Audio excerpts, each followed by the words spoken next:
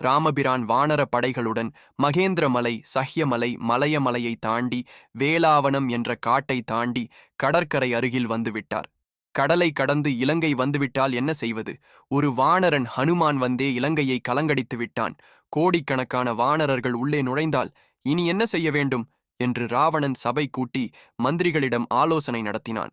ராட்சசர்கள் பலர், படைத்தளபதி பிரஹஸ்தா, வஜ்ரதம்ஸ்ட்ரா, கும்பகர்ணன் பிள்ளை நிகும்பன் ஆகியோர் ராவணனுக்கு ஆதரவாக பேசினார்கள். பிறகு விபீஷணன் மட்டும் சீதையை தகுந்த மரியாதையுடன் திருப்பி அனுப்பிவிடு என்றார். உடனேயே சபையை கலைத்துவிட்டு வெளியே சென்று விட்டான் ராவணன். பிறகு ராவணன் அரண்மனைக்கு சென்று மீண்டும் விபீஷணன் சொல்லி பார்த்தார். சீதையை அனுப்ப முடியாது என்று மீண்டும் நகர்ந்தான் ராவணன். அடுத்த நாள் மீண்டும் சபை கூட்டினான் ராவணன். 6 மாத தூக்கத்துக்கு பின் சபைக்கு வந்திருந்தான் கும்பகர்ணன். கும்பகர்ணன் ராவணன் செய்த இந்த பேடித்தனமான காரியத்தை கடுமையாக கண்டித்தான். இருந்தாலும் சகோதர பாசத்தால் ராமரை கொன்று யமலோகம் அனுப்புவேன், கவலைப்படாதே என்று சொல்லி அமர்ந்தான். ராவணன் ஆத்திரத்தில் இருந்தான். பிறகு மகாபலசாலியான மகாபார்ஷ்வன் என்ற ஒருவன் ராவணனை பார்த்து கைகுவித்து பேசினான். ராமன் ஒரு சிறு பொடியன். அவனுக்கு மரத்தில் இருக்கும் தேன் கூட்டில் உள்ள தேனை கூட எடுக்க முடியாது. நீங்கள் ஈஸ்வரன். ஈஸ்வரனுக்கே யார் ஈஸ்வரனாக முடியும்?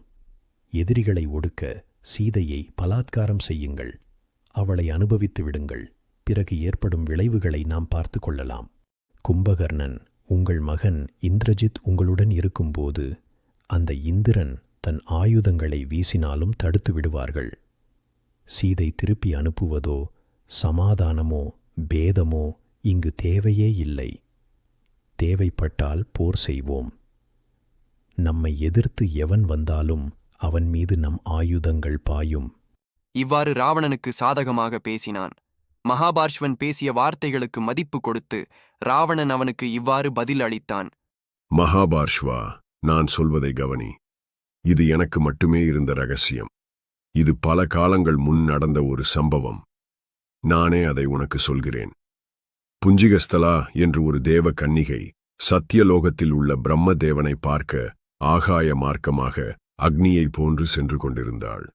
அவளை பலாத்காரம் செய்து அனுபவித்தேன். கலங்கிய குட்டை போலான அவள் பிரம்மதேவன் இருக்கும் சத்தியலோகத்துக்கு ஓடினாள். மகாத்மாவான பிரம்மதேவன் நடந்ததை அறிந்து கொண்டார். என் மீது கோபப்பட்டு என்னை சபித்தார். இனி எந்த ஒரு பெண்ணையாவது பலாத்காரம் செய்து கெடுக்க நீ முயன்றால் உன் தலை சுக்கு நூறாகி போகட்டும் என்று சொல்லிவிட்டார். இந்த சாபத்தின் பயத்தால்தான் சீதையை பலாத்காரம் செய்யாமல் இன்று வரை இருக்கிறேன்.